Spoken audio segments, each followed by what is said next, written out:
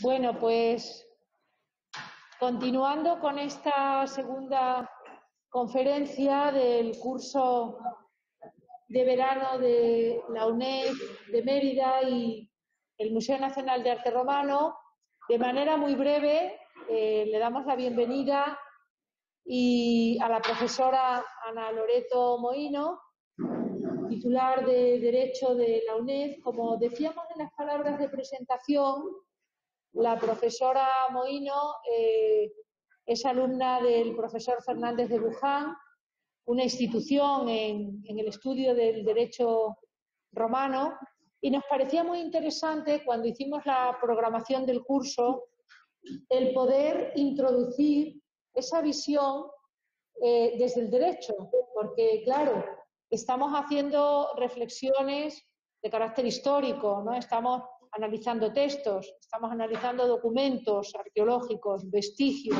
evidencias, pero es cierto que el derecho y la situación actual, como ella muy bien propone en su conferencia, ciudadanía versus extranjería en Roma y su actual proyección nacional y europea. Yo creo que es un tema enormemente interesante, porque aunque pueda parecer algo difícil de extrapolar del mundo antiguo al mundo presente, sin embargo, hay que tener muy en cuenta que muchos aspectos del mundo del derecho tienen esa cimentación en el mundo antiguo, concretamente en el mundo romano.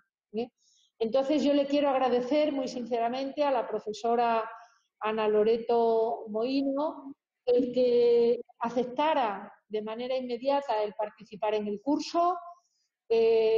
Hace un enorme esfuerzo al respecto y no me cabe ninguna duda, porque he tenido la satisfacción de colaborar con ella ya el lunes pasado en otro curso que también ella dirigía, pues no me cabe ninguna duda de que vamos a tener una conferenciante, una ponente amena, buenísima, conocedora de la materia que va a tratar, y quizá pues para nosotros, humildes historiadores, esa visión absolutamente enfocada desde ese mundo del derecho, pues es muy complementaria a la visión que nosotros podamos tener. Bueno, pues Ana, sin más preámbulos, te cedo el uso de la palabra, me despojo de este sucedáneo que tenemos que... Más necesario. Y tú, como te encuentras ahí tranquilamente en tu currículum, pues puedes iniciar ya perfectamente la intervención. Muchas gracias, te saludo y luego también moderaré con los compañeros de aquí de la UNED y el profesor González Salinero el debate pertinente. Muchas gracias, Ana. Gracias. Bueno, quiero que mis primeras palabras sean para expresar mi agradecimiento al profesor González Salinero y a la profesora Nogales el haberme invitado a participar en este curso de verano. Creo que la visión, como ella decía, que podemos aportar desde el mundo jurídico puede iluminar de algún modo las consideraciones que desde el punto de vista histórico se puede poner de Roma y sus circunstancias. Por otra parte, mi ponencia va a ir desde el derecho actual al derecho romano para concluir otra vez con el derecho actual. Por el derecho romano, como decía ayer, y más allá del derecho romano, es la línea seguida por mi maestro, el que nombraba la profesora Trinidad Nogales, el profesor Fernández de Buján, es la línea seguida en nuestras investigaciones. Pues como les decía, voy a empezar por el derecho actual y me centraré en la parte central de la intervención, de la ponencia, se referirá, por supuesto, al derecho romano. Es claro que la diversidad aporta riqueza a nuestras culturas, economías y sociedades. Esta diversidad se debe en el ámbito social a los grandes fenómenos migratorios ligados a la historia de la humanidad, que han contribuido a la diversificación racial y cultural entre distintos grupos humanos. Es innegable que esta diversidad enriquece a las sociedades gracias a las aportaciones de diferentes actividades, habilidades, experiencias e ideas, pero no está exenta de problemas como la discriminación o la exclusión social por razones de origen étnico o racial. La migración es una realidad en un mundo globalizado y el mundo es un lugar mejor gracias a este fenómeno. La Organización Mundial para las Migraciones define define al migrante como cualquier persona que se desplaza o se ha desplazado a través de una frontera internacional o dentro de un país, fuera de su lugar habitual de residencia, independientemente de su situación jurídica, el carácter voluntario o involuntario del desplazamiento o las causas del mismo. La gente se desplaza por múltiples razones, para reunirse con su familia, buscar empleo o medios de sustento, o para labrarse simplemente un mejor porvenir. Otros abandonan sus países huyendo de la delincuencia, la violencia, los conflictos, la persecución, la degradación ambiental o simplemente la pobreza. La mayoría de los países, la mayoría de las personas se desplazan entre países en desarrollo o de estos a países desarrollados. La migración, está claro, contribuye al crecimiento económico, al desarrollo y al bienestar social, tanto de los países de destino como de los países de origen. En la Resolución de las Naciones Unidas relativa al diálogo de alto nivel sobre migración internacional y desarrollo, la Asamblea General de las Naciones Unidas reconoció que la movilidad humana es un factor clave para el desarrollo sostenible. En la Agenda 2030 para el Desarrollo Sostenible, los Estados miembros han reconocido por primera vez los muchos beneficios de la migración, comprometiéndose en la meta 10.7 a cooperar internacionalmente para facilitar la migración y la movilidad ordenadas, seguras, regulares y responsables de las personas.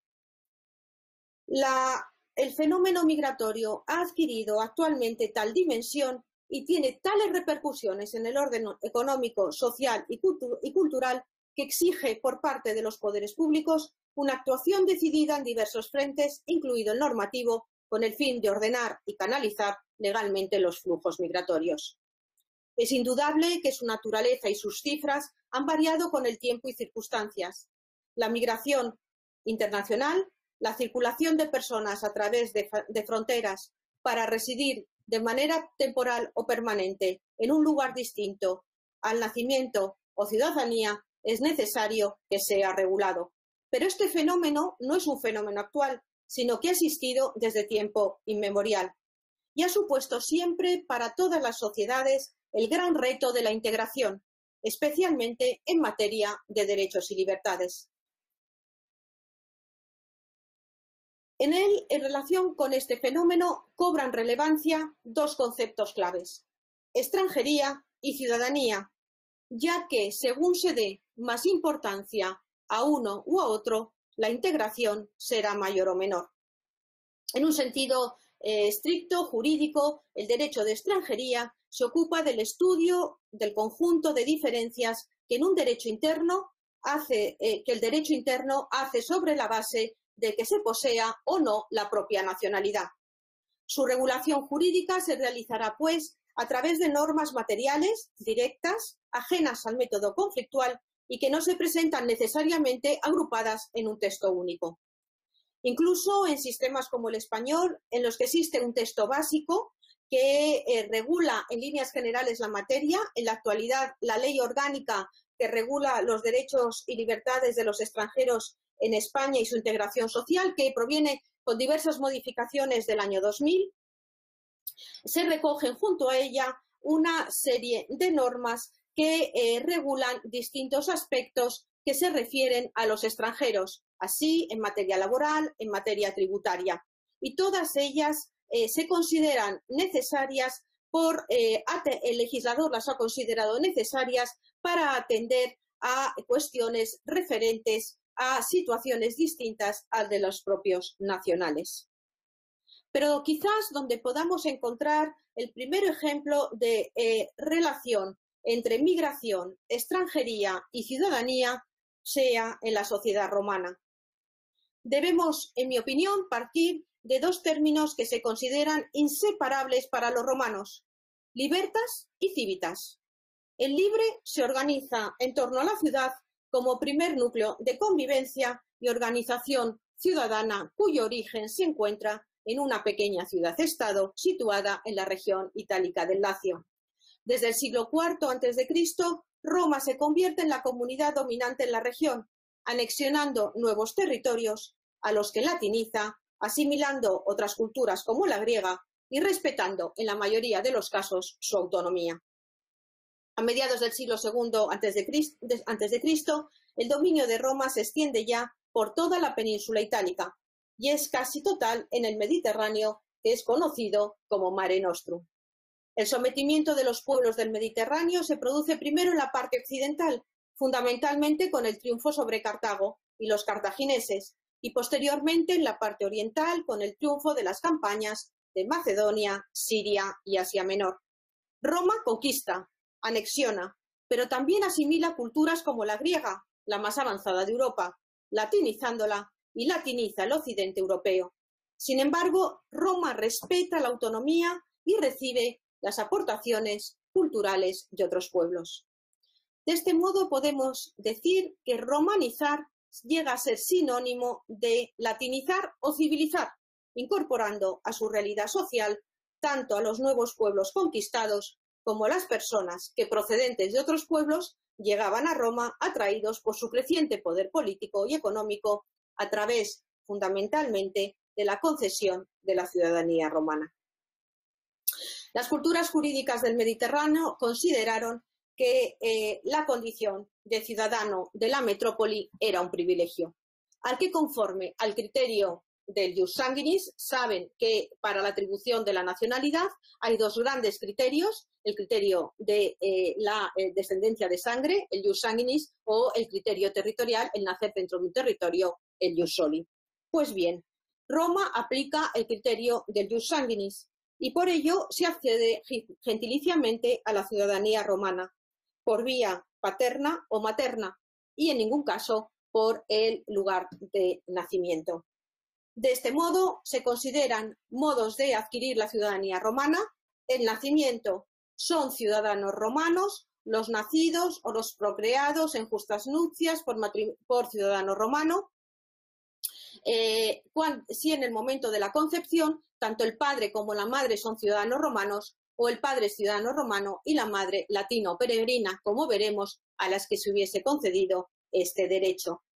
No obstante, si la madre no lo es en el momento del parto, el hijo no nace ciudadano romano.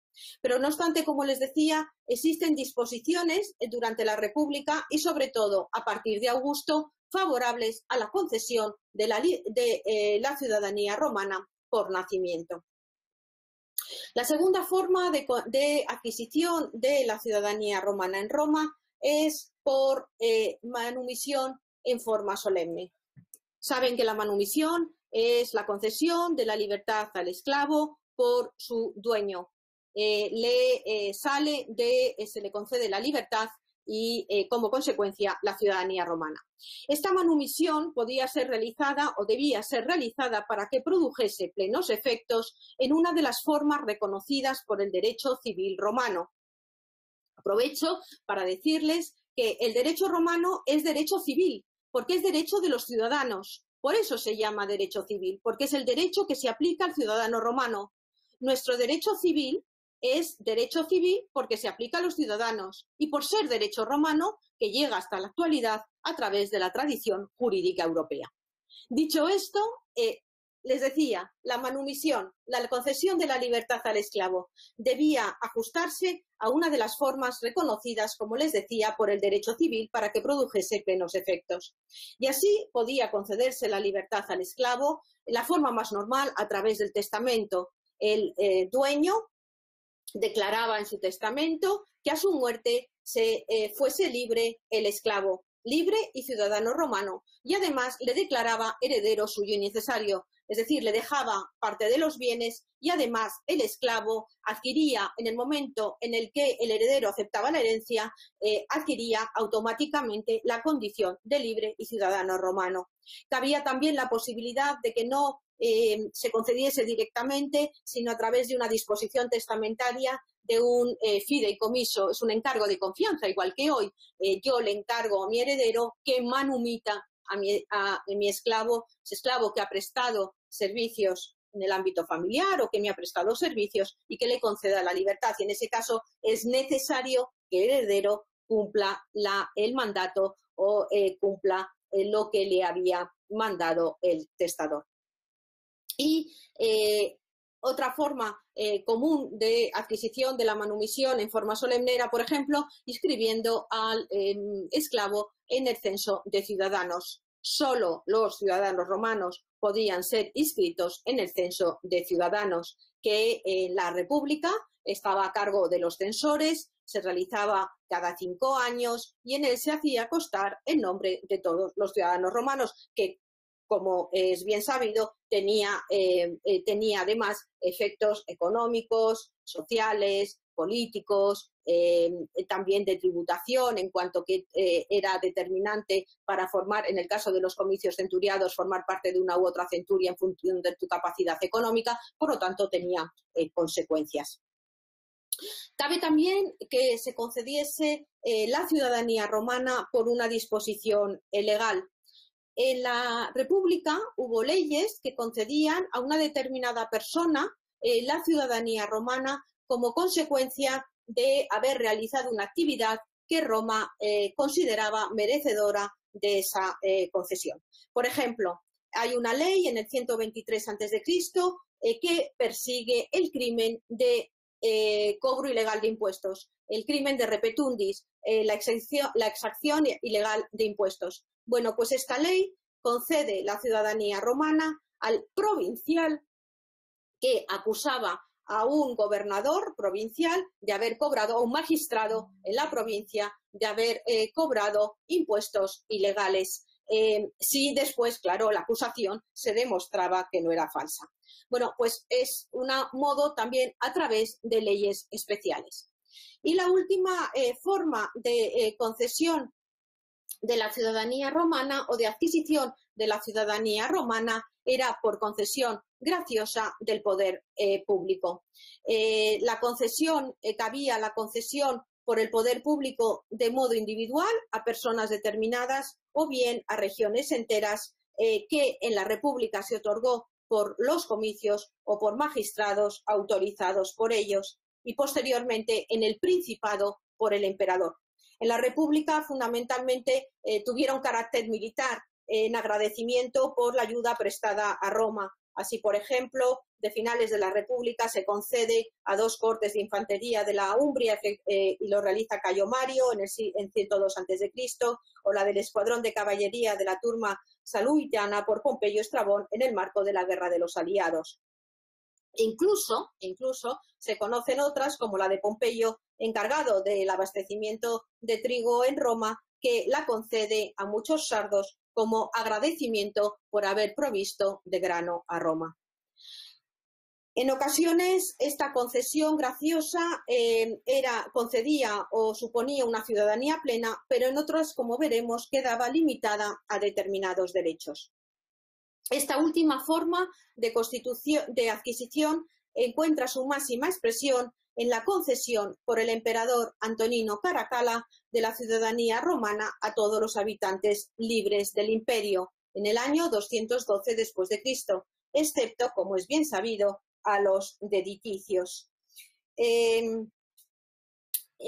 Así lo afirma el jurista clásico Ulpiano, que hace referencia a esta constitución, añadiendo, dice, todos los que están en el orbe romano se hicieron ciudadanos en virtud de la constitución de Caracalla, y además dice que el derecho romano, fundado en la razón y en la equidad, debería ser aceptable para todos aquellos que adquirieron la condición de ciudadanos gracias a la Constitución, cualquiera que fuera su sexo o pertenencia cultural o lingüística.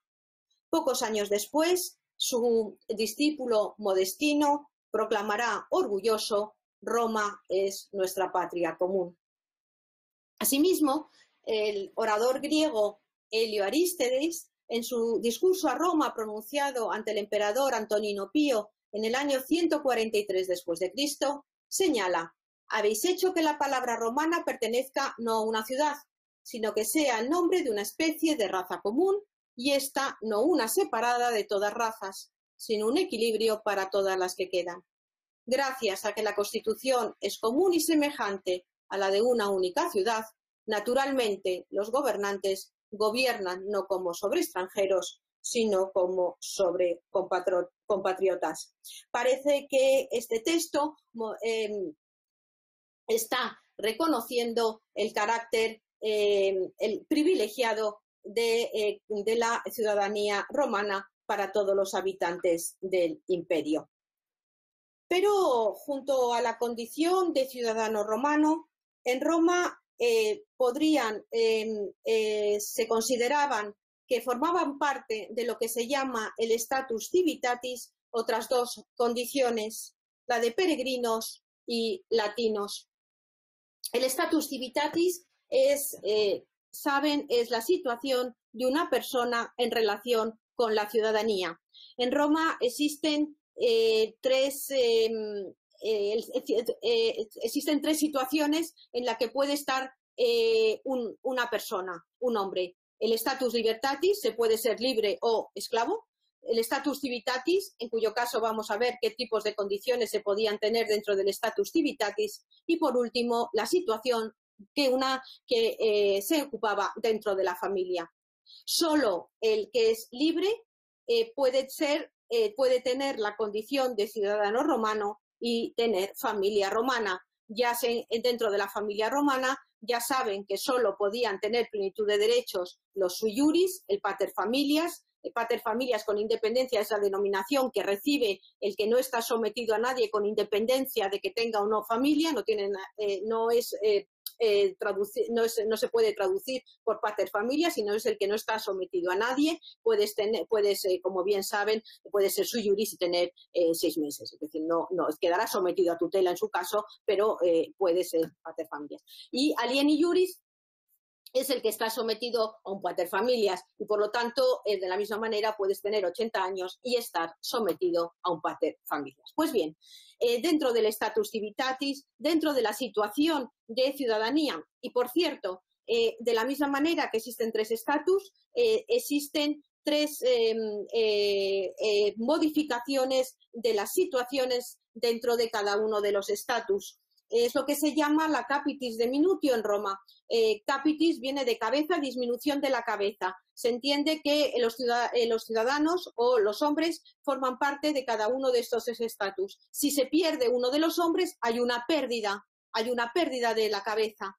Se pierde uno de ellos. Entonces, dentro de la capitis diminutio puede ser máxima si se pasa de la condición de libre a esclavo. De esclavo a libre no, porque a Roma no le interesa. Es decir, si el esclavo adquiere la libertad, pues perfecto, entra dentro de la condición o entra dentro de la aplicación del derecho romano. Pero a Roma sí que le interesa, en cambio, la condición de su ciudadano, de su libre que cae en esclavitud, lo cual en un momento determinado en Roma es muy corriente, porque la expansión territorial de Roma, como es bien sabido, las guerras es la principal causa de esclavitud en Roma.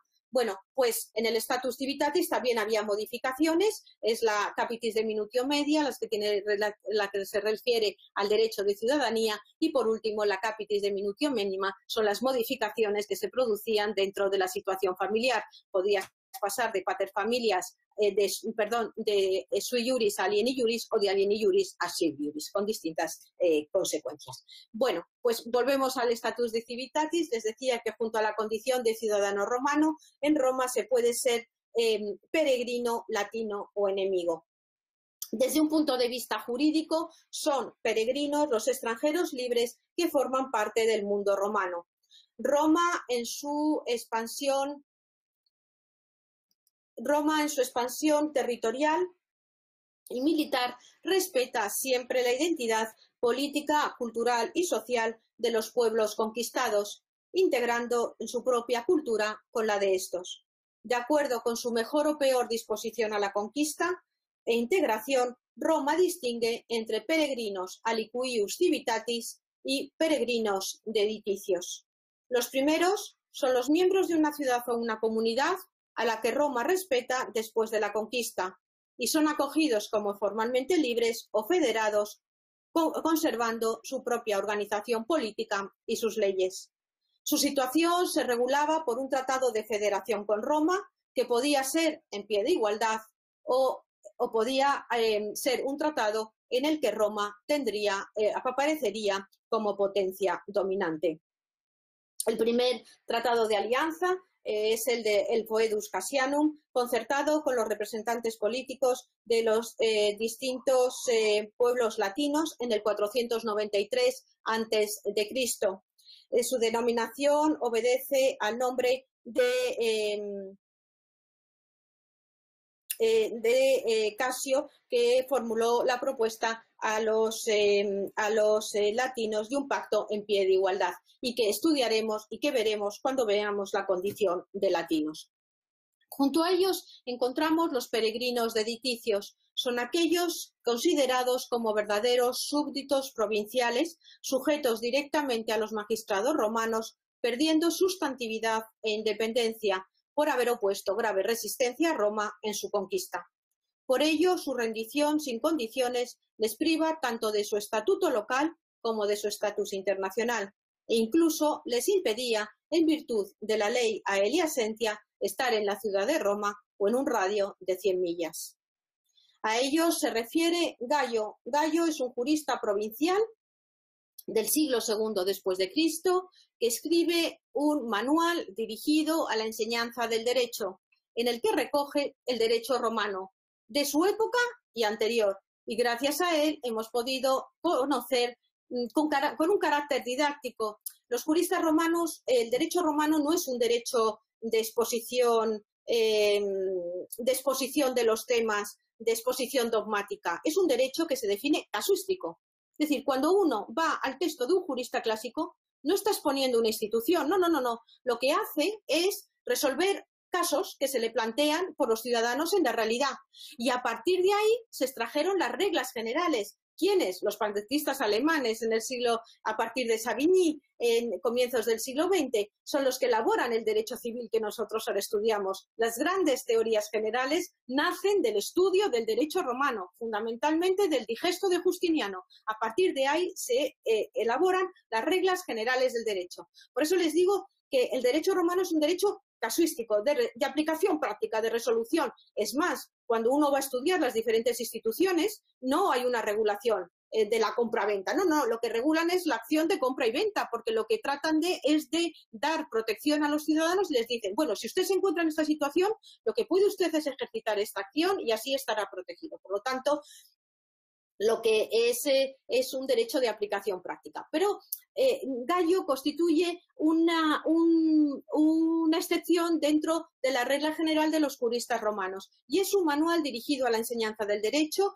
que tuvo una gran difusión y que no será sustituido hasta el siglo VI cuando Justiniano manda elaborar un nuevo manual dirigido a la enseñanza del derecho.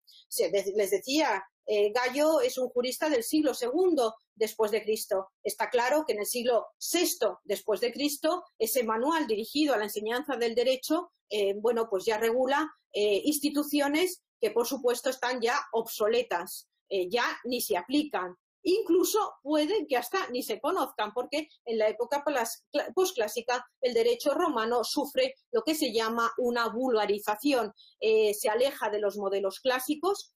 El derecho de la época clásica, entre el siglo I antes de Cristo y el siglo III después de Cristo, es clásico y clásico por atemporal, porque establece los modelos, las estructuras básicas de las instituciones. Y está claro que el derecho romano como todos los derechos de todas las sociedades. Es un derecho en constante evolución, en constante movimiento, que trata de dar respuesta a las situaciones, a las necesidades sociales, y por eso el manual que había escrito Gallo en el siglo II no tenía sentido ya fuera estudiado en las escuelas de derecho de la época de Justiniano, Antioquía, Alejandría, porque no tendría ningún sentido. De esta manera, Justiniano cuando manda a elaborar las distintas partes de la compilación, un nuevo manual dirigido a la enseñanza del derecho y que dirige, además, a la juventud ansiosa del conocimiento del derecho. Pues bien, vuelvo, a veces un poco, pero vuelvo a lo que les decía. Gallo, en este manual, dice que son extranjeros de liticios aquellos con las armas en la mano lucharon contra el pueblo romano y luego vencidos se rindieron.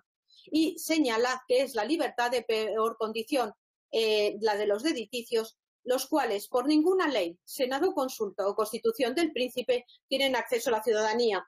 Con la ley y el senado consulto está haciendo Gallo referencia a la época republicana, en que las fuentes del derecho fundamentalmente son la ley votada en los comicios por el pueblo reunido en comicios, ya fueran los comicios centuriados o los comicios tributa, que nacen a partir del siglo III a.C., y los senadoconsultos como disposición emanada del Senado.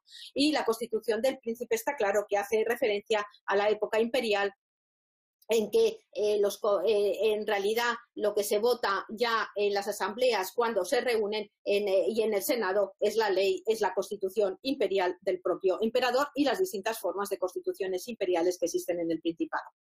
Junto a ellos, los latinos. Los latinos se encuadran también dentro del estatus de ciudadanía como una categoría intermedia entre ciudadanos romanos y extranjeros. Su denominación encuentra su origen en el nombre utilizado para designar a los miembros de las ciudades enclavadas en el Lacio, que habrían formado la primitiva confederación con Roma a través del Tratado de Alianza al que antes me refería, en pie de igualdad, Foedus Cassianum, en el 493 y que llega hasta el 338. Junto a ellos, los más antiguos, se encuentran los habitantes de las colonias fundadas por la primitiva confederación a partir del 286 a.C., los llamados latinos coloniarios. Y además, los latinos junianos, llamados así por la ley que los regula, la ley Juniana Urbana del 19 después de Cristo, que se refería a los manumitidos en formas no solemnes.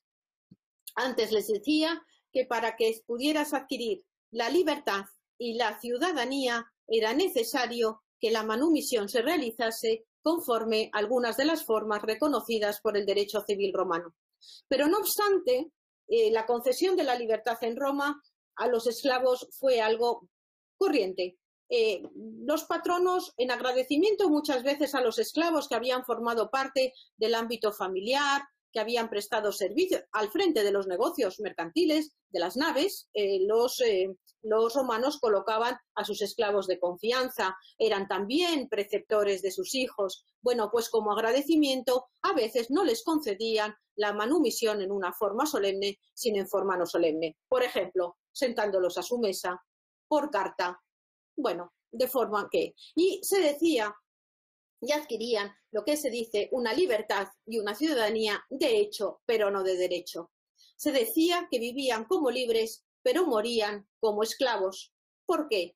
Porque es verdad que actuaban libremente mientras vivían, pero al morir todos los bienes, su peculio, revertía a su pater familias, revertía a su antiguo patrono. En definitiva, no podrían disponer de sus bienes, no podrían otorgar testamento, ya que solo pueden otorgar testamento en Roma y pueden tener, por lo tanto, sucesión tanto testamentaria como intestada los que son libres y ciudadanos romanos.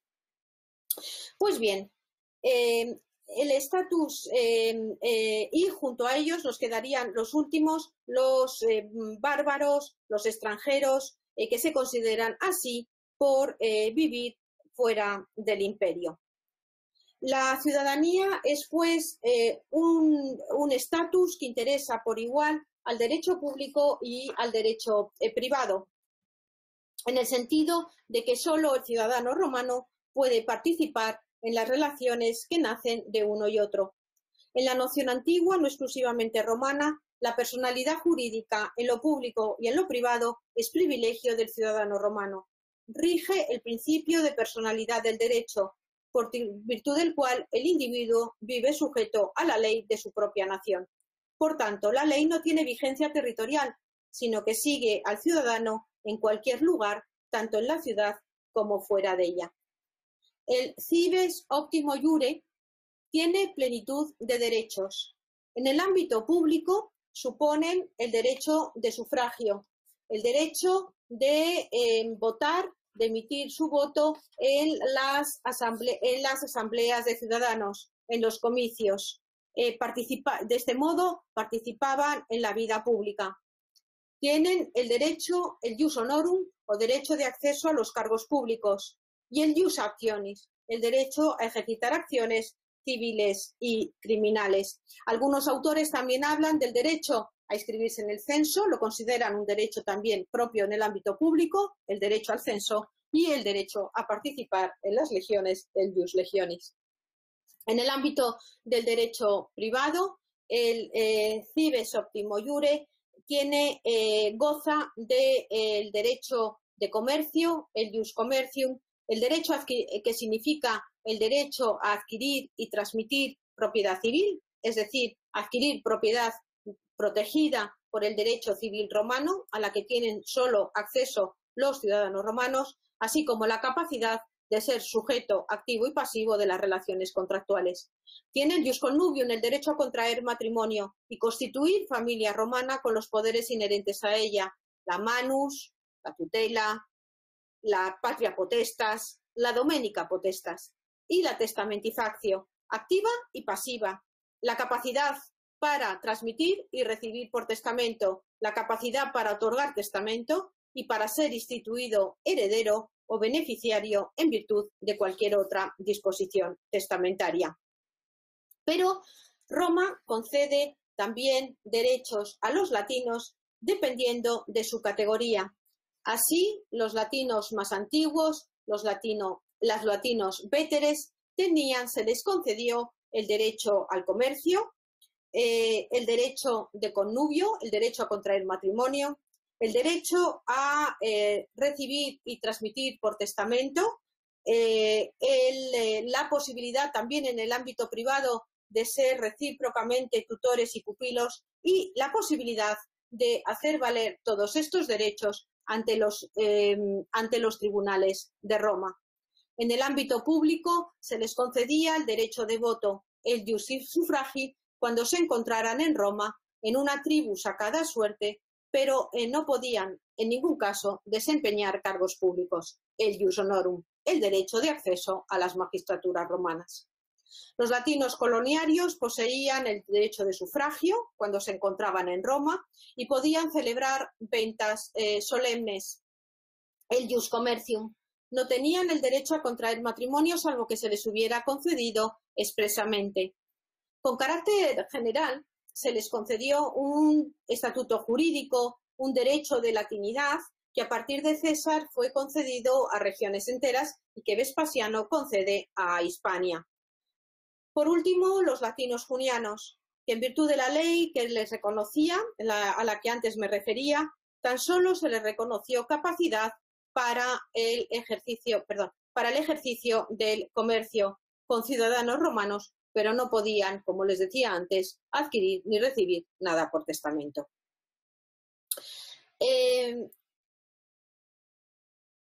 Cabía la posibilidad respecto a los latinos que en ocasiones como hemos visto, se concediese la ciudadanía, se concediese la ciudadanía con restricción de algunos de sus derechos, como la posibilidad de votar en los comicios.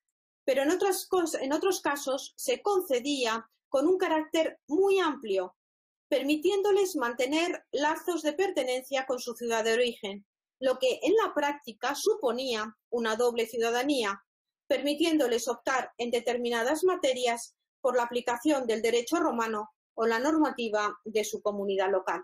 Aún más, durante el tiempo que permanece la Liga Latina, algunos autores entienden que sería posible que existiesen acuerdos de reciprocidad entre Roma y las comunidades políticas aliadas, en la virtud de las cuales cabría ostentar la doble condición de ciudadano, es decir, adquirir la romana sin perder la originaria. Por último, el peregrino es el miembro de una ciudad cuyo derecho particular es en general aceptado por Roma. En principio, carece de todo derecho dentro de la comunidad romana, pues no les es de aplicación el ordenamiento jurídico romano, sino el suyo propio. En las relaciones jurídico-privadas de los peregrinos con los ciudadanos romanos, rige el derecho de gentes. Es un conjunto de normas y de instituciones jurídicas que Roma considera comunes a todos los pueblos de la antigüedad. Sin que sea posible hacer la comparación o el símil, sería lo que hoy entendemos por derecho el precedente de nuestro actual derecho internacional. En todo caso, es algo de Roma que aplica en sus relaciones con los peregrinos. No es que Roma se reuniera con el resto de pueblos y no. Es que Roma considera que es necesario establecer un marco común que le permita tener relaciones con otros pueblos. Y por eso el derecho de gentes es aplicado fundamentalmente ¿dónde? En el ámbito procesal. Por eso surge la figura del pretor peregrino. El pretor peregrino que nace en el 242 a.C. para aplicar el derecho de gentes en las relaciones, en los conflictos que pudieran surgir entre ciudadanos romanos y extranjeros o entre extranjeros entre sí cuando se hallaban en Roma. El pretor peregrino es una magistratura, es como el pretor, cónsules, pretores, ediles y cuestores, tribunos de la plebe. Bueno, pues el pretor se crea con posterioridad a los primeros pretores, al pretor urbano, encargado de las cuestiones relativas a la ciudad de Roma. Y este pretor peregrino nace, o su nacimiento obedece a la expansión territorial, pero sobre todo comercial de Roma. El origen del pretor peregrino se encuentra en las relaciones comerciales de Roma. Cuando Roma empieza a tener relaciones con otros pueblos, fundamentalmente relaciones comerciales, a partir del tratado con Cartago, que son las primeras relaciones comerciales, el primer tratado que Roma firma para regular sus relaciones comerciales y repartirse el Mediterráneo, el comercio dentro del Mediterráneo, nace esta figura para resolver los conflictos que pudieran surgir en el ámbito comercial. Y fundamentalmente, ¿cómo lo resuelve? Aplicando el arbitraje, una forma que todavía hoy utilizamos con carácter regular para la resolución de conflictos y en muchos casos para evitar acudir a los tribunales. Y en las provincias se aplicaba por los gobernadores provinciales. Con carácter general se aplicó a los peregrinos algunos derechos propios del derecho civil. Por ejemplo, el derecho de comercio y el derecho a contraer matrimonio. Se puede verificar venta solemne entre ciudadanos romanos y a extranjeros a quienes se les hubiese concedido expresamente este derecho, o el derecho a contraer matrimonio, excepto a los que solo a los que se les hubiera concedido expresamente. Estas normas o estas concesiones muestran el interés de Roma por integrar social y económicamente a todos los habitantes del imperio. Es la necesidad de que poder primero mantener relaciones comerciales, porque si no, no hubiera podido pues avanzar desde un punto de vista social y económico, y por otra parte también el derecho a contraer matrimonio. En realidad lo que Roma estaba haciendo es reconocer una realidad que se daba en la propia sociedad romana. Bueno, llegados a este punto, nos plantearíamos cuál fue la actitud de Roma frente a la progresiva concesión de la ciudadanía. Es necesario señalar que la visión social y jurídica del problema fue cambiando a lo largo de la República, ya que a partir del Principado, en nuestra opinión, Roma utiliza la concesión de la ciudadanía como un medio de unificación de los nuevos territorios conquistados frente al exterior. En los primeros tiempos en los que Roma necesita nuevos ciudadanos y territorios que contribuyan a engrandecerla, otorga generosamente a los habitantes de las colonias latinas la ciudadanía, en virtud de una figura llamada ius migrandi. La concedían si trasladaban su domicilio a Roma y se inscribían en las listas del censo. La primera migratio que conocemos y que se encuentra en las fuentes, nos la relata Livio, es la de la gens Claudia Sabina, que bajo la dirección de Atio Clauso, que después cambió el nombre por Apio Claudio, se trasladó a Roma desde Regilo poco después de la instauración de la República en el año 504. Se trata de una migración completamente legal, ya que a la gens se le concede la ciudadanía romana y además es apio, es cooptado entre los patres. Era el pueblo reunido en los comicios curiados, es una de las funciones propias de los comicios curiados en los primeros tiempos de Roma. La primera forma de asamblea comicial que aparece en Roma son los comicios curiados. La cooptación era la admisión de una nueva gens dentro de la comunidad romana que requería al menos la presencia de todos los ciudadanos reunidos en la asamblea. Y además asume la dignidad de princeps divitatis. Esta situación beneficiosa para Roma en los primeros tiempos continúa hasta que las autoridades de las colonias muestran su descontento por el hecho de que el éxodo hacia Roma comportaba la pérdida de población en beneficio de Roma y se hacía y llegó a ser prácticamente imposible reclutar los contingentes militares comprometidos con Roma. De este modo, Roma trata poco a poco de regular la paulatina pero creciente e incontrolada llegada de ciudadanos libres a Roma en pleno auge económico o a otras ciudades de la península o de las provincias, pero fundamentalmente a Roma, que llegaban con la esperanza, como hoy en día, de mejorar sus condiciones de vida y obtener el estatus de ciudadanía romana.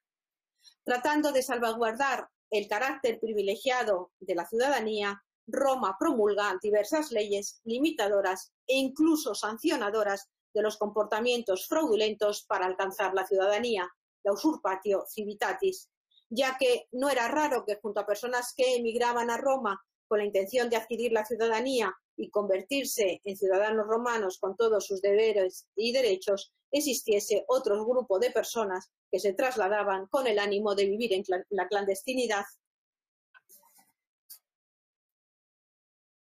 ¿Sí?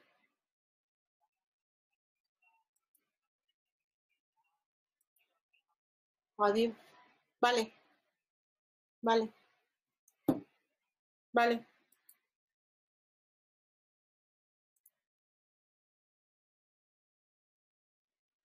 Joder. ¿Qué sonido? ¿Te gustan? ¿Es en serio?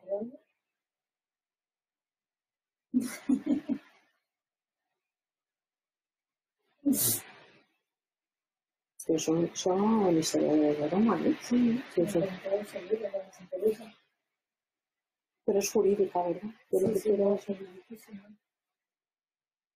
¿cuánto te queda? Poquito. Pero no sé desde cuándo han dejado de ver.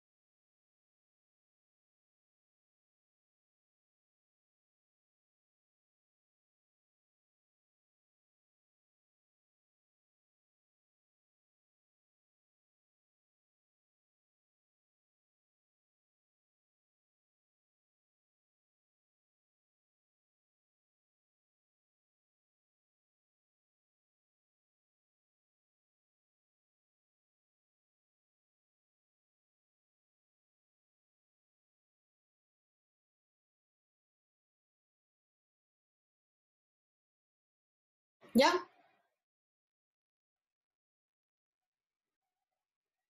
Un momento.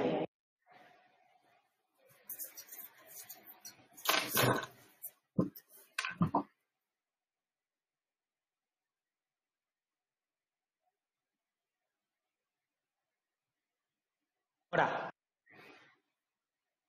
Pero no sé hasta dónde me han oído.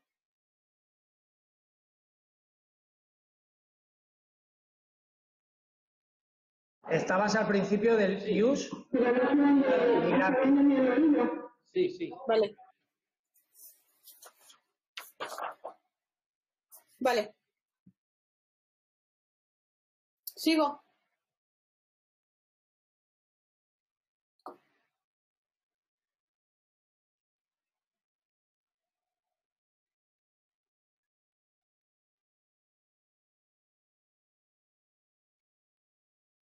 ¿Se me oye? ¿Puedo seguir?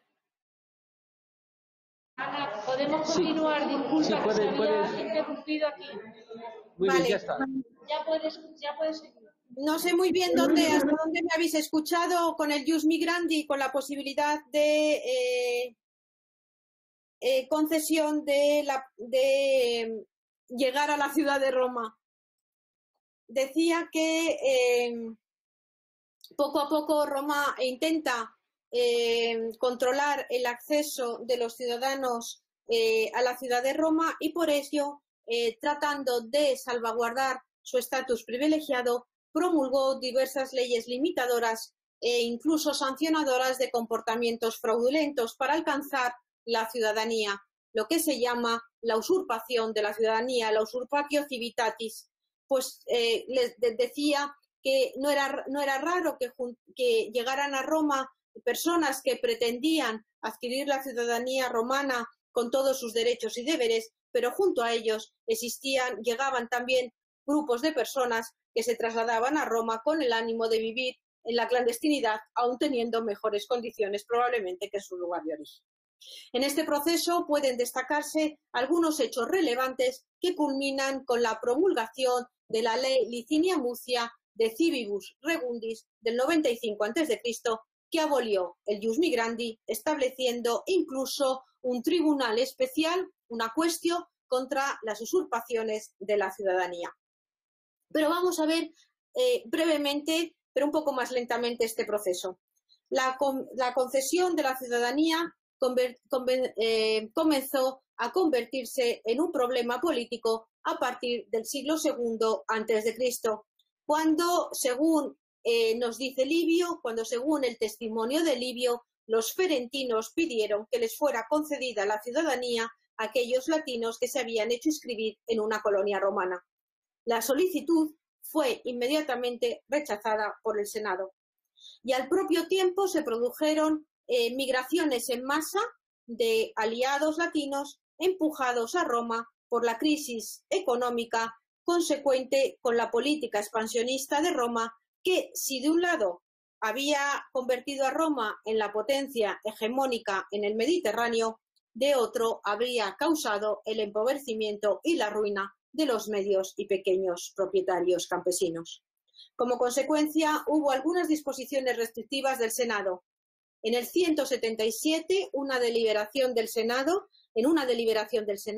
el cónsul Cayo Claudio Pulcro propuso una ley y dictó un edicto disponiendo que los socios latinos que se encontrasen en Roma con el propósito de hacerse censar entre los ciudadanos que retornasen a sus respectivas ciudades. Además, el pretor, que es la magistratura encargada de la función jurisdiccional, fue el encargado de instruir una cuestión, un procedimiento especial respecto de aquellos que no hubieran cumplido las disposiciones del cónsul. Además, un senado consulto prohibió las manumisiones de aquellos que hubiesen pretendido servirse de la manumisión realizada por un ciudadano romano para hacerse censar entre los ciudadanos romanos. Esta cuestión de la concesión de la ciudadanía romana que los romanos llamaron en esa idea del carácter privilegiado de la situación de ciudadano romano, lo llamaron donatio civitatis, y se convirtió en uno de los principales factores de la crisis de las instituciones republicanas y, según algunos autores, una de las causas principales de las guerras sociales a partir de los Gracos.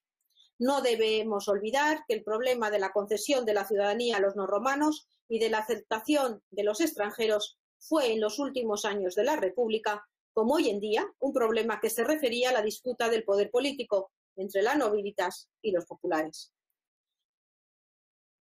Y llegamos a las reformas de los Gracos. El primero, Tiberio Graco, militar de acción, pertenecía al linaje senatorial y junto con otros nobles ciudadanos de formación más intelectual, entre los cuales se encontraba Polibio,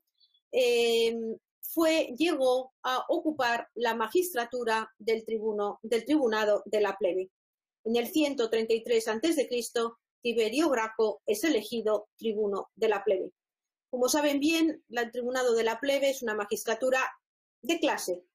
Nace en el ámbito como magistratura propia de los plebeyos y en ese ámbito, en las primeras reivindicaciones de los plebeyos, esta magistratura adquiere en Roma dos condiciones especiales respecto al resto de magistrados romanos. Por un lado, su persona se considera sacrosanta, lo cual significaba que se castigaba con la pena de muerte a aquel que atentara contra el tribuno de la plebe, pero es que además se le concede el derecho de veto, la posibilidad de paralizar cualquier decisión de cualquier otro magistrado romano. Este derecho de veto lo tenían los magistrados respecto de otros magistrados de igual o menor potestas que la suya. Es decir, el cónsul podría vetar las decisiones de un pretor las de un edil, o un edil las de un cuestor nunca las de un edil. Pero al tribuno de la plebe, por esos poderes especiales que se le reconocen muy pronto en Roma, por cierto, en el siglo V a.C., se les reconoció la posibilidad de vetar las decisiones de cualquier otro magistrado romano, lo cual les daba les daba muchísimo poder dentro de la carrera política en Roma. Pues bien, les decía, Tiberio Graco presenta un proyecto de ley que pretendía una auténtica reforma agraria y una extensión de la ciudadanía a los itálicos para que pudieran acceder a los beneficios de esta ley. Se aprueba la ley Semprone agraria, pero la aristocracia tradicional y conservadora se opuso a su ejecución, pues estaba soliviantada por la permisividad en el acceso a la ciudadanía. Tito Livio nos cuenta, para que se hagan una idea, que entre el 131 y el 125 los ciudadanos censados aumentaron en 75.000 en Roma. Bueno, por otra parte, las magistraturas en Roma son duales, el tribuno de la plebe, otro tribuno de la plebe, que sale elegido junto con Tiberio Graco, Octavio, pretende oponerse a y exigirle responsabilidad a Tiberio Graco por haber propuesto esta ley. Y eso, si podía paralizar la decisión, sin embargo, la responsabilidad no. La responsabilidad solo se puede, de acuerdo con el ordenamiento jurídico romano, solo se puede exigir una vez finalizado el año de la magistratura. El magistrado, cuando iniciaba el cargo, juraba que actuaría conforme al ordenamiento jurídico romano. Al finalizar su gestión también juraba, pero en el ínterin del año de su mandato no podría ser exigida responsabilidad en su gestión. Después, ante los comicios tributa y fundamentalmente por el tribuno de la plebe. Bueno, pues se considera que esto no se puede. Pero el Senado, pero quien de verdad paraliza la reforma de Tiberio Graco es el Senado, porque basándose en que la concesión de la ciudadanía romana a los itálicos era un asunto de relaciones internacionales, asume la cuestión y, lógicamente, la desnaturaliza. ¿Y por qué? Porque el Senado en la República Romana, como bien saben, tiene funciones en materia de relaciones internacionales, firma tratados de paz, recibe legaciones extranjeras, en fin, y por eso asume la cuestión dejando sin efecto la ley propuesta por Tiberio Graco. Por otra parte, el Senado dicta un Senado consulto último porque entiende que Tiberio Graco ha actuado en contra de la República Romana y Tiberio Graco acaba siendo asesinado al manifestar su deseo, además, de presentarse de nuevo al tribunado de la plebe, porque consideraban además que eso iba en contra de una ley antigua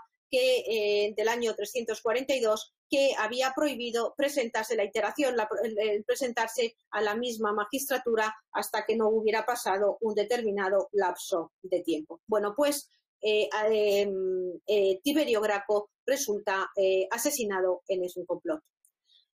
Pocos años después, Cayo Graco, hermano de Tiberio, que habría formado parte del órgano colegiado encargado de repartir las tierras previstas en la ley Sempronia, alcanza el tribunado de la plebe, donde propone una nueva ley que prácticamente reproduce la anterior y agudiza, pero además incide de nuevo en la concesión de la ciudadanía a los itálicos.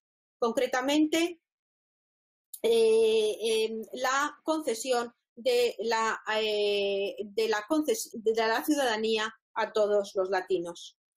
Cayo Graco también contra las reformas de Cayo Graco también se origina una revuelta y antes de ser asesinado Cayo Graco manda a su esclavo que lo mate y que acabe con su vida. Finalmente, poco después, en el 111, una ley derogará expresamente toda la legislación gracana, que había contado, por otra parte, con la oposición tanto de la nobilitas, porque iba en contra de sus privilegios, pero también de los populares celosos de sus propias prerrogativas. Entre ellas, por ejemplo, el acceso a las frumentaciones, a los repartos de trigo. Más población, menos posibilidad de tener acceso. En el 101, Mario alcanza el tribunado de la plebe y desde la magistratura consigue que en un nuevo intento de realizar una reforma, consigue que el comicio centuriado apruebe una ley que reúna en un todo único soluciones de acceso a la propiedad de la tierra y soluciones para que los itálicos pudiesen acceder a la ciudadanía romana. Todo ello llevó consigo a una lucha civil encarnizada que acabó con todas estas innovaciones sociales. Una ley del año 98 prohíbe que en una misma ley se regulen cuestiones distintas para dejar sin efecto la ley anterior y en el año 95 se deroga el ius migrandi.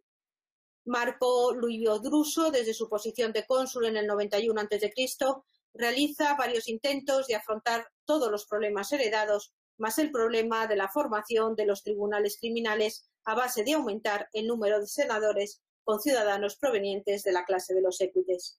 La nobleza senatorial vuelve a reaccionar diariamente y Druso acaba siendo asesinado. Estalla así la guerra social en la que los habitantes de los territorios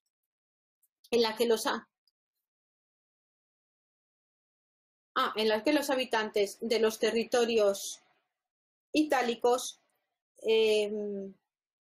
se enfrentan a los ejércitos de Roma. Es la guerra del toro itálico contra la loba romana. Llegan incluso los habitantes de los territorios itálicos, se enfrentan a los ejércitos de Roma y llegan incluso a crear una metrópoli organizada políticamente de modo semejante a la Civita romana, con el centro neurálgico en Corfino, que luego tomará el nombre de Itálica. En el 90 a.C., a partir del 90 a.C., se dan distintas leyes que tratan de poner fin a esta situación. La Lex Julia de Civitati Latinis et Sociedanda del 90 a.C., que permitía acceder a la ciudadanía romana a los latinos que no hubiesen participado en la guerra social. La Ley Calpurnia del 89 a.C., que concedía la ciudadanía a los soldados provenientes de ciudades aliadas que hubiesen combatido con Roma. Y por último, la Lex Plautia Papiria, que trata de poner fin al conflicto subordinando la concesión de la ciudadanía a 3 requisitos: adscripción a la lista del censo de una ciudad federada, domicilio en Italia y profesio del propio estatus delante del pretor urbano. De estos 3 requisitos, el de mayor relevancia es la profesio, la declaración ante el pretor, que puede recordar al juramento de la Constitución y la declaración de conocimiento de la misma que se debe realizar en el registro civil por quienes aspiren a obtener la ciudadanía española y cuya finalidad principal era eliminar cualquier posible duda acerca del hecho de la posesión de la ciudadanía del adscriptio en una ciudad federada. Se conocen, no obstante, casos de fraudes cometidos en la inscripción al intentar usurpar la ciudadanía, no solo por la falsificación de las tablas públicas, sino también en muchas ocasiones por la falta de diligencia e incluso corrupción de los magistrados. Se pone así, al final de la República, a la restricción absoluta de la concesión de la ciudadanía romana a los peregrinos e incluso a los latinos.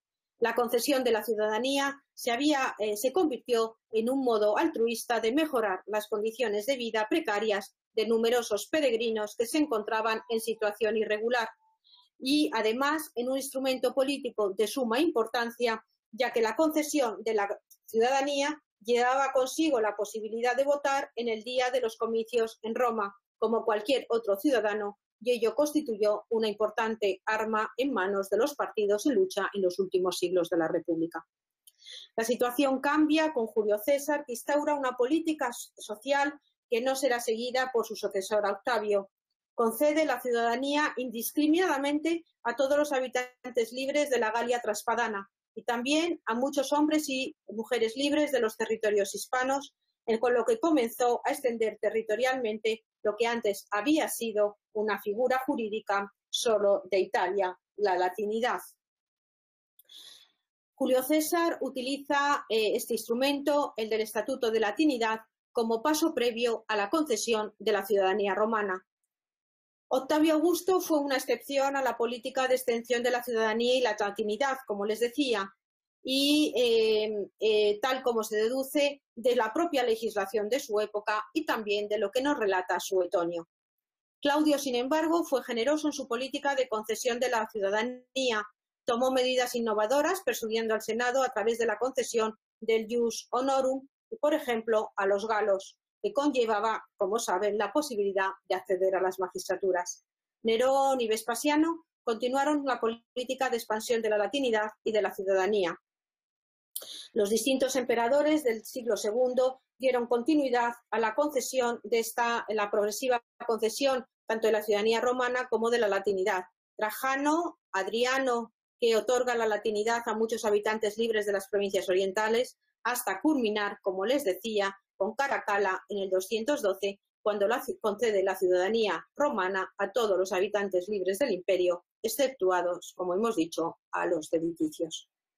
Esta progresiva concesión imperial de la latinidad como paso previo a la concesión de la ciudadanía puede observarse a la luz de la regulación que de la latinidad realiza el jurista Gallo, al que antes hemos hecho referencia, y establece la posibilidad que existía, recoge las distintas disposiciones que desde Tiberio se habían dado para permitir el acceso a la ciudadanía romana a los habitantes de las provincias por los servicios prestados a la metrópoli. Por ejemplo, a los manumitidos menores de 30 años, casados con ciudadanos romanos o con latinas de colonias o mujeres de la misma condición.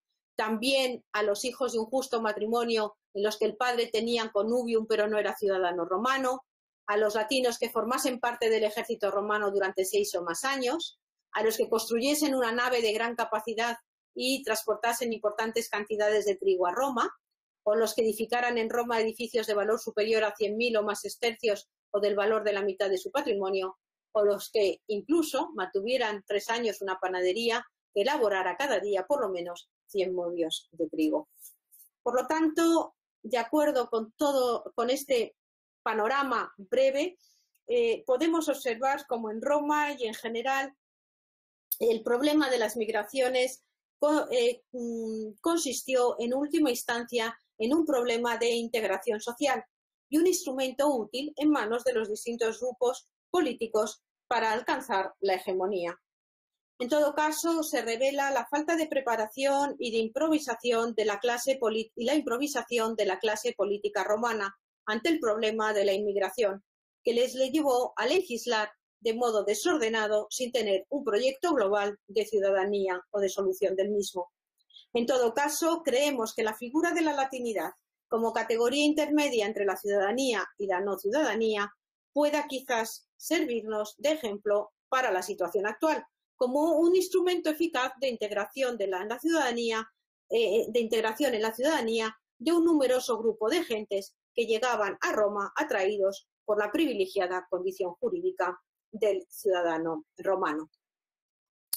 Pero si esto es lo que ocurría en Roma, debemos hacer referencia a la actualidad y referirnos tanto brevemente, aunque sea, al derecho español y al derecho comunitario. Nuestro derecho responde, desde el punto de vista administrativo, al concepto de Estado-nación que nace tras la Revolución Francesa y que se desarrolla a lo largo de los dos últimos siglos, primero en Europa y luego en el resto del mundo, hasta convertirse en la forma política consagrada por la Carta Fundacional de las Naciones Unidas. Se construye sobre los principios democráticos de soberanía popular e igualdad de todos los ciudadanos ante la ley. En el concepto moderno de Estado-nación, entendido como una comunidad política étnicamente homogénea y territorialmente soberana, la ciudadanía es el derecho a ser reconocido como nacional y se adquiere por nacimiento, por ius sanguinis, por nacer de un padre y una madre que pertenecen a la comunidad nacional, o por ius soli, por nacer en el territorio que la nación ocupa como su lugar natural y sobre el que ejerce un dominio completo y exclusivo. Cuando faltan uno de estos dos requisitos, o porque el lugar de nacimiento y el de residencia del individuo no coincide con la tierra natal de sus padres, o porque uno o ambos progenitores no pertenecen al Estado-nación en cuyo territorio residen, la adquisición de la nacionalidad se vuelve problemática precisamente por no coincidir la etnia de procedencia y la tierra de residencia. Así, esta preocupación se recoge en el artículo 1 ya se recogía en el artículo 1 de la Convención de La Haya. Incumbirá a cada Estado determinar con arreglo a su propio ordenamiento jurídico quién serán sus nacionales y, además, deben reconocer ese ordenamiento en la medida que sea compatible con los convenios internacionales, el derecho consuetudinario, los principios de derecho generalmente reconocidos en materia de nacionalidad. Además, estos mismos principios, el principio de que todo el mundo tiene derecho a una nacionalidad, se recogen en la Convención Americana de los Derechos Humanos y también en la Declaración Universal de los Derechos Humanos de 1948. En España, la nacionalidad española se encuentra regulada en el artículo 11 de nuestra Constitución. La nacionalidad española se adquiere, se conserva y se pierde de acuerdo con lo establecido por la ley. Establece, por lo tanto, nuestra Constitución el principio de reserva de ley en todo aquello que se refiere a la nacionalidad. Significa que solo por ley aprobada por las Cortes, por disposición legal aprobada por las Cortes, puede regularse o modificarse esta materia. Además, el propio artículo prohíbe privar de la nacionalidad española a un español de origen y regula también distintos supuestos de doble nacionalidad. La principal norma que regula la nacionalidad es el Código Civil, cuyo artículo 9.1 señala que la ley personal correspondiente a las personas físicas es la determinada por su nacionalidad, que regirá la capacidad, el estado civil, los derechos y deberes de la familia y la sucesión por causa de muerte. Por lo tanto, nuestra legislación, siguiendo el criterio básico recibido del derecho romano, aplica con carácter general el principio del ius sanguinis, en cuanto establece que son españoles los nacidos de padre o madre que sean españoles. Por el contrario, el principio del jus soli no es suficiente por sí mismo y por sí solo para adquirir la nacionalidad. Por lo tanto, el Código Civil establece en el artículo 17 quiénes son españoles de origen, los que lo adquieren de forma originaria, nacidos de padre o madre españoles, no distingue entre un tipo de filiación matrimonial o extramatrimonial, pero sí, lo que sí que es interesante es que en la medida en que se entiende como algo beneficioso, también será reconocido al hijo póstumo, al concebido y no nacido, al que se refiere el artículo 29 del Código Civil, que permite otorgarle todo aquello que pudiera ser beneficioso. Y además es irrelevante el hecho de que el nacido de padre o madre españoles haya nacido o no en España. El jus soli, el hecho de nacer en España, a los que se refiere el propio artículo 17, es decir, los nacidos en España de padres extranjeros, los nacidos en España de padres, si ambos los apátridas carecieren de nacionalidad o aquellos cuya afiliación no resulte determinada, necesitarán cumplir, de los cuales el más frecuente es la letra B, por otra parte, necesitarán cumplir otro tipo de requisitos como la residencia para poder llegar a adquirir la nacionalidad española. Un supuesto que recuerda a la concesión graciosa de la ciudadanía romana es la adquisición de la nacionalidad por naturaleza, por carta de naturaleza o por derecho de gracia.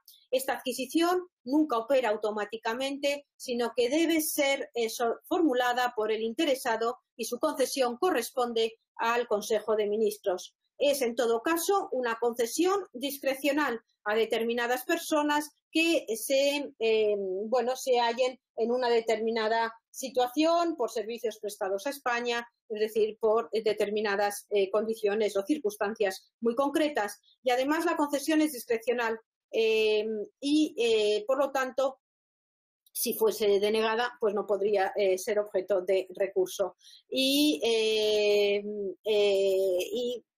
Se concede, como les decía, por el Consejo de Ministros. Otra forma de adquisición de la nacionalidad española es por el tiempo de residencia en España, 1 año para los nacidos en España, 2 años, 10 años con carácter general, 2 años en determinadas circunstancias. Todo ello, toda la regulación de la nacionalidad española establecida en el Código Civil debe ser completada, como les decía al principio de mi intervención, por las normas sobre extranjería, fundamentalmente por la Ley Orgánica del año 2000, que ha sido reformada en sucesivas ocasiones, 2003, 2009 y 2011, y por el Real Decreto de 2011, también modificado en el año 2013, sobre derechos y libertades de los extranjeros en España y su integración social. No obstante, en el proceso de globalización en el que estamos todos inmersos y al que estamos atendiendo en los últimos tiempos, ha planteado la cuestión de la identificación de la ciudadanía con la pertenencia a una determinada comunidad nacional. La Unión Europea constituye el ejemplo paradigmático en esta dirección. Sus defensores e impulsores han pretendido desde su formulación configurar un estatus supranacional vinculado especialmente al enunciado y reconocimiento y protección de los derechos. Así lo establecía el preámbulo de la Carta de los Derechos Fundamentales de la Unión Europea, cuando decía que los pueblos de Europa, al crear entre sí una unión cada vez más estrecha, han decidido compartir un porvenir pacífico basado en valores comunes. La unión sitúa a la persona en el centro de su actuación contribuye a defender y fomentar estos valores comunes dentro del respeto a la diversidad de culturas y tradiciones de los pueblos, la identidad nacional de los Estados miembros y de la organización de sus poderes públicos a escala nacional, regional y local. Trata de buscar un desarrollo equilibrado y sostenible y garantizar la libre circulación de personas, servicios, mercancías y capitales, así como la libertad de establecimiento. Como ven, todos ellos derechos que se han reconocido posteriormente en el Tratado de la Unión Europea y tiene el mismo valor que los tratados y forman parte del derecho original, que tienen el mismo valor que los tratados originarios. En la actualidad, la ciudadanía de la Unión es una realidad jurídica que encuentra su origen normativo en los años 90 del siglo pasado con el Tratado de Maastricht, aprobado en 1992, que entró en vigor en 1993 y que supuso un progresivo avance tras un largo proceso que desde finales de los años 80 las instituciones europeas se habían empeñado para progresar en el desarrollo y el efectivo establecimiento de una unificación política. Y quizás el mayor logro sea el haber conformado el concepto, la noción de ciudadanía europea, y fue uno de los más importantes avances en el proceso, o constituye uno de los más importantes avances en el proceso aún inacabado de construcción política de la Unión Europea. Actualmente se regula en el artículo 9 del Tratado de la Unión Europea, que reconoce que la Unión respetará el principio de igualdad entre sus ciudadanos, será ciudadano de la Unión toda persona que tenga la nacionalidad de un Estado miembro, y la ciudadanía de la Unión se añade a la ciudadanía nacional sin sustituirla. Ambas condiciones quedan inexorablemente unidas, siendo la nacionalidad requisito sine qua non para la ciudadanía. La eventual pérdida de la nacionalidad de un Estado miembro provoca de forma automática la pérdida de la ciudadanía europea. Por ello, es imposible ostentar únicamente la ciudadanía europea, pues se configura como una consecuencia y un complemento de la condición nacional de un Estado miembro. Dicha ciudadanía coexiste con la propia nacionalidad de su titular y da a quien la ostenta un elenco de derechos políticos que de forma expresa se enuncian en el tratado. Este efecto supone que el ciudadano europeo es al propio tiempo titular en un doble plano superpuesto de los derechos que le confiere su propia legislación y la legislación comunitaria. Es además muy importante destacar que cualquier ciudadano europeo, como bien saben, pueden invocar y alegar a su favor los derechos concedidos por la legislación derivada de los órganos de la Unión Europea, no solo ante las propias instituciones comunitarias, sino ante sus propias autoridades dentro de su propio Estado y en otro Estado miembro. Además, estos derechos son aplicables a las relaciones jurídicas que un ciudadano europeo pueda concertar con otro ciudadano de la Unión, gozando, por otra parte, de un marco de protección judicial de todo derecho derivado de la ciudadanía europea, un marco de protección común a través del Tribunal de Justicia de la Unión Europea. Por lo tanto, ciudadanía española, ciudadanía europea, conceptos superpuestos. Y concluyo. A la luz de todos los puestos, se observa cómo Roma, no a través de la conquista militar, sino a través de su progresivo y pacífico proceso de romanización, logró que todo el territorio continental y las tierras alrededor del mar Mediterráneo tuviesen la conciencia de ser y la conciencia de pertenecer a una realidad social, cultural y política común. Ello supone la asunción de una ciudadanía común, la romana, que a un tiempo convivía con su propia identidad territorial prerromana. El hecho de que hoy como ayer se denomine ciudadanía presenta a nuestro juicio no solo una analogía y una reminiscencia lingüística, sino que responde efectivamente a una equivalencia en cuanto a su concreta realidad histórico-política. La ciudadanía europea supone una condición política común que une a personas que ostentan distintas nacionalidades, ciudadanías, dentro de los países que actualmente son miembros de la Unión.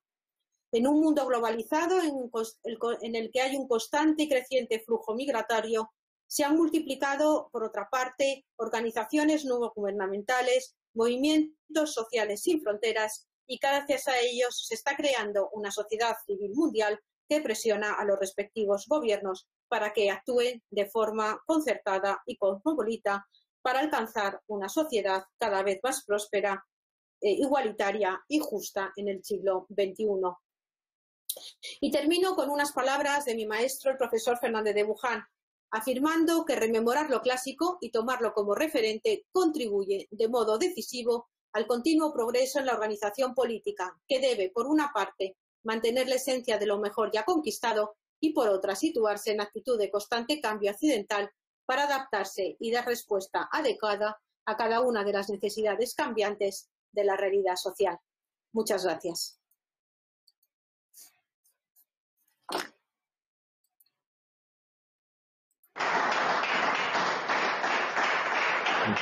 Muchísimas gracias, Ana.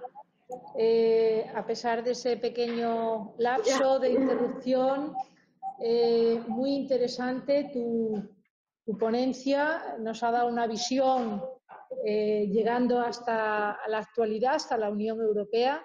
Yo creo que es muy ilustrativo de cómo el mundo romano, como decía el profesor Fernández de Buján, constituye un referente ineludible para la construcción de ese mundo global que ahora estamos intentando propiciar. Y bueno, pues yo creo que se abre el turno de cuestiones, de aspectos que quieran comentar los alumnos, tanto los que están aquí en el aula, en Mérida, los que estamos aquí, como aquellos que están siguiendo tu interesante magistral conferencia a través de la videoconferencia. Doy paso entonces,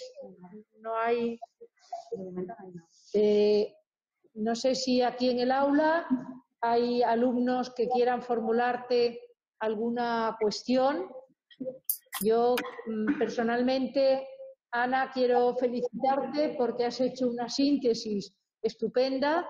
Es evidente que es la República Romana la que marca todo el camino para la constitución de la identidad y de la ciudadanía romana. La anexión de las provincias va a suponer otro punto de inflexión importante y luego, como tú muy bien has señalado, los emperadores ya del Alto Imperio, siglo I, siglo II, siglo III, no hicieron otra cosa que continuar esa articulación legislativa. Es verdad que los que somos legos en la materia a veces tenemos la sensación de que, como tú bien has señalado, fue una legislación un tanto improvisada, ¿no? y muy continuista por una parte, pero a veces tampoco como historiador entiende uno muy bien el por qué se van dando esas soluciones legales a cuestiones muy coyunturales, ¿no? Como veíamos antes, el reparto de trigo, la cuestión del comercio, etcétera. Bueno, pues no sé si tú, Ana, quieres comentar alguna cosa. No, efectivamente, la regulación y el acceso se regula fundamentalmente en la República.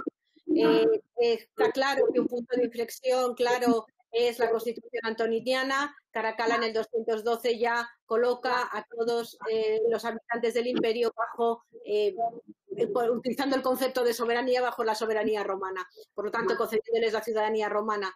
Es verdad, por otra parte, que en la República las leyes se fueron dando a medida, en Roma se legisla a medida que se va necesitando.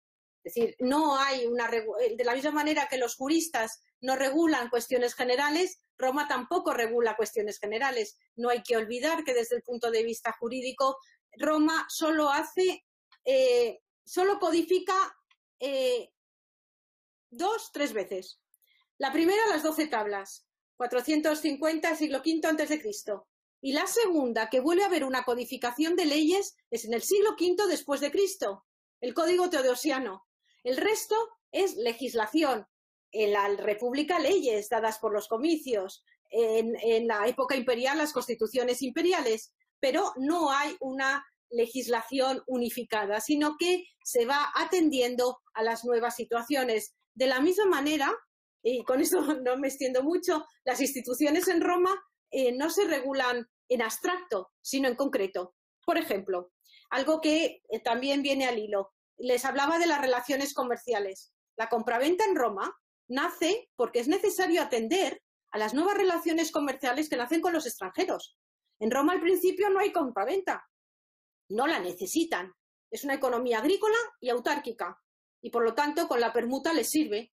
Pero ¿qué pasa cuando empiezas a comerciar con el de Cartago? Tienes que crear una institución que te permita. Por otra, eso hace que nazca la compraventa, que luego se recibe en el derecho romano, pero la compraventa tiene un origen en el ámbito del derecho de gentes, en las relaciones con los extranjeros. De ahí muchas características propias de la compraventa. Hay una cuestión que pregunta aquí un alumno, dice, ¿un extranjero podía llegar a un alto cargo militar en Roma o antes debía obtener la ciudadanía? Tenía que obtener la ciudadanía romana. El ordenamiento jurídico solo se aplica a ciudadanos romanos, pero tanto en el ámbito público como en el privado. También es verdad que hubo extranjeros a los que se concede. Incluso he leído algún dediticio que se le llega a conceder la ciudadanía romana y que llega a tener un cargo público, pero desde luego el ius honorum solo es de los ciudadanos romanos. Hay otra pregunta de otra alumna que dice que las legiones, alas y cohortes romanas eran dirigidas por oficiales romanos, incluso los numeri. No es una pregunta, es una afirmación. Es una afirmación a la anterior. Es una respuesta a la anterior. Creo. Pues los numeri eran tropas auxiliares romanas formadas por contingentes que pertenecían a una misma etnia, pero no tenían la ciudadanía romana. Bueno, yo lo que quería comentar, Ana, si me parece, no sé si me ves. ¿Me ves? Sí. Sí, bueno, un poco lejos. Bueno, lo que quería comentar es, tienes razón que no hay una legislación general que regule el concepto de nacionalidad, ¿no?, en el mundo romano. Sí. Es cierto que desde las 12 tablas hasta el Codex Theodosianus del 438, pues no hay esa regulación con leyes generales, ¿no? Sí. Digamos, eso es cierto. Ahora bien, claro, decir que el mundo romano o el imperio romano constituía una nación en sí misma, yo creo que no. Una patria, yo creo que es un poco atrevido, sobre todo si lo basamos en un único texto que tú has citado de Helio Arístides, que además era griego, de Pérgamo, y que tenía una situación vital muy particular, ¿no? Es decir, no es lo mismo que lo diga efectivamente un griego o que lo diga Virgilio, que forma parte del modelo político, ¿no?, augusteo. Lo digo porque, claro, el hecho de que este griego, que era un sofista de la segunda sofística del siglo II, murió en época de Marco Aurelio, para que ustedes se sitúen, Helio Arístides, tenía una situación muy particular, ¿no? No es de extrañar que considere a Roma como su patria, pero esto es un pensamiento propagandístico, en realidad. Sí. Y es poco parcial, es muy poco imparcial. Quiero decir, porque este señor tenía, bueno, era un afamado conferenciante, viajaba a las ciudades de la parte oriental del imperio digamos, pronunciar conferencias, vivía de ello, estuvo en Atenas, en otras ciudades, y consiguió pues una gran fortuna. ¿Qué es lo que le sucedió a Helio Arístides? Pues que en sus propiedades que tenía en Misia, unos vecinos ocuparon violentamente sus tierras. Él acudió al procónsul y ipso facto se las devolvieron. Claro, ¿cómo va a hablar mal de las autoridades romanas? Y no va a considerar que el imperio era su patria normal, ¿no? Es decir, que la posición que él mantenía en la sociedad romana pues era privilegiada y su influencia respecto a las autoridades políticas pues era enorme en ese sentido. Y luego no hay que olvidarnos una cosa, que antes de la Constitución del 212 los ciudadanos constituyen una minoría en el Imperio Romano, una minoría privilegiada. La inmensa mayoría de los habitantes del imperio eran peregrinos, o esclavos, en ese sentido. Es decir, que es verdad que es un marcador de identidad importante la ciudadanía, pero no podemos considerarlo como un marcador universal dentro del Imperio Romano. No sé si estás de acuerdo respecto a eso. A ver, respecto a mi mención de Helio Arístides, era con un carácter puramente literario. El reconocimiento del efecto que había tenido la Constitución antoniniana aparece desde un punto de vista jurídico serían las opiniones de Ulpiano y Modestino. Ulpiano, que además era un jurista provincial, que conocía bien, había ocupado magistraturas en las provincias y conocía bien el derecho que se aplicaba en ese momento, y lo que trata es de ensalzar el beneficio de la Constitución antoniniana. Y Modestino, su discípulo, también años posteriores. La mención de Helio Arístides, pues bueno, desde un punto de vista literario, es verdad que tiene sus propias circunstancias y que cada uno a la hora de escribir, cuando hace este elogio, pues responde pues respira por sus propias circunstancias. En cuanto a la Constitución antoniniana, sí que es verdad que supone que, primero, es verdad que la mayoría del imperio son peregrinos. Es verdad que la condición de ciudadano romano tiene un carácter pura, es un privilegio, y Roma lo sabe, además, que es un privilegio para quien lo recibe, porque entra dentro del mundo romano, de la condición y de los beneficios que tiene ser ciudadano romano, entiendo. Pero por otra parte, también es verdad que la Constitución de Caracalla tiene una motivación económica, y eso no lo debemos olvidar. Es decir, quiero decir, puede pasar a la posteridad como el magnánimo que concedió la ciudadanía romana, pero en el fondo era para cobrar impuestos, era para cobrar la tasa de sucesiones. Si más ciudadanos, no pasa. Claro. O sea que es verdad que la concesión, pero también es verdad que hay que buscar siempre los motivos que había. Hay, Ana, otra pregunta de otro alumno que dice que qué relación se establece entre la ciudadanía romana y la clientela. ¿Aumenta o disminuye a medida que se favorece la concesión de ciudadanía a un mayor número de población? Al respecto de la clientela. No sé si aquí el profesor González Salinero... Bueno, eso quizás sea una cuestión mucho más de carácter histórico que jurídico. Los efectos sociales que puede tener una determinada medida jurídica en la población, pues ya excede de lo puramente jurídico. Tanto creo que es una cuestión mucho más social, evidentemente, el agradecimiento. Hay otra pregunta que dice que en Atenas se consideraba ateniense a los nacidos en Atenas y con ambos padres atenienses. ¿En Roma era suficiente con nacer allí y tener solo un progenitor romano o era necesario que fueran los dos? Bueno, creo que lo he explicado antes. Sí, en todo caso, no me he extendido mucho, pero en todo caso depende. Por una parte de que exista o no justo matrimonio. El matrimonio que se había celebrado con determinadas circunstancias jurídicas, en ese caso se tiene en cuenta la condición del padre en el momento de la concepción. Y si la madre, bueno, pero que en todo caso está muy vinculado al matrimonio celebrado conforme al ordenamiento jurídico romano. Sí, pero el criterio es el padre, es el pater familias. Es el padre, sí, claro. El mundo judío es el contrario. Sí, es la madre.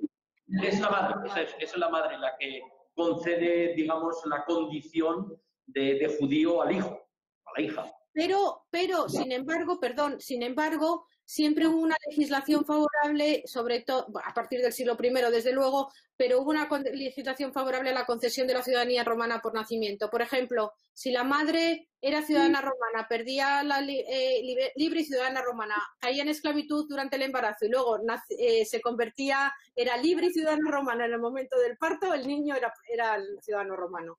Es decir, que jugaban con distintos criterios. Ya. Sí, sí, sí, cierto.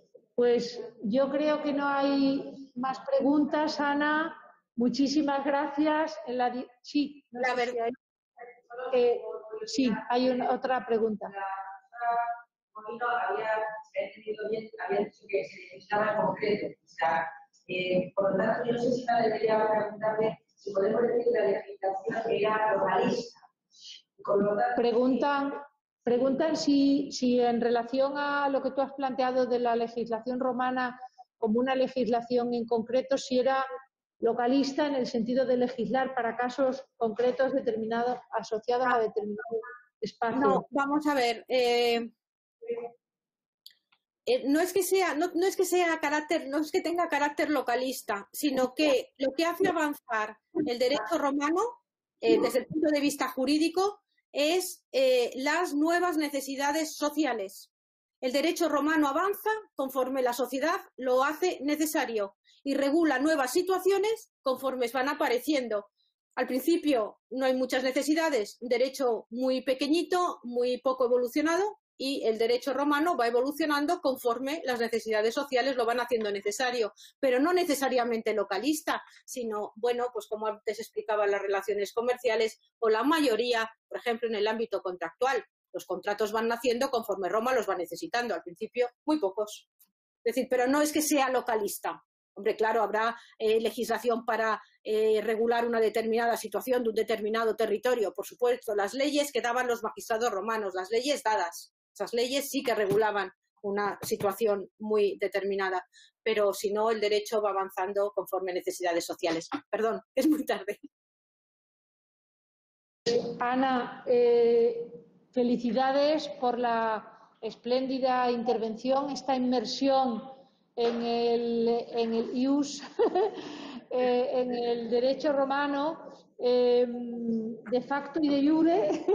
Ha sido una presentación espléndida de la que yo particularmente he aprendido bastante, porque es un área enormemente interesante. Creo que ese final que tú has sintetizado con la legislación actual en una sociedad en la que estamos viviendo, donde cada vez los derechos sociales y ciudadanos son más valorados, lógicamente, pues creo que es una magnífica manera de concluir esta primera tarde de apertura que ha comenzado con los britanos y la anexión de esos pueblos indomables del norte de Europa. Todavía siguen siendo indomables, que se han ido de la Unión Europea, ¿Verdad?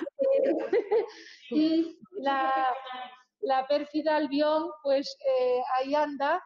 Lo importante es aprender de la historia, aprender del derecho y intentar con estas actividades pues avanzar en ese sentido. Yo te agradezco muchísimo tu participación. Seguro que no va a ser la única vez que contemos con vosotros, tanto contigo. Es muy interesante contar siempre como, con una visión. Y esto que ahora está tan de moda, que se llama transversalidad, que siempre ha existido, pero que ahora le han puesto esta palabreja para darle como un toque de modernidad, pues es verdad que hacer estos intercambios entre la historia, el derecho y diferentes materias, creo que es muy enriquecedor. Porque el universitario, aparte de especializarse en su área de conocimiento, lógicamente, también necesita tener una óptica mucho más abierta que nos permita pues afrontar ciertas cuestiones con la reflexión. No digamos los historiadores, que como decía también magistralmente el profesor González Salinero, no hay narrador objetivo. Es decir, todos son subjetivos.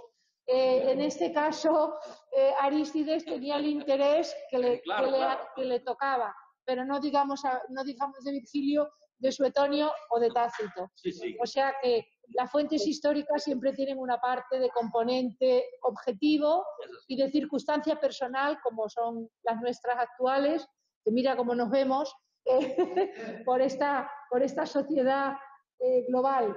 Muchas gracias, Ana. Gracias a vosotros por haberme invitado a participar en el curso y también al Centro Asociado de Mérida, a su directora, la profesora Beatriz Badorrey, por haberme dado la oportunidad y además de compartir con vosotros, aunque sea virtualmente, este rato. Muchísimas gracias de nuevo. Gracias.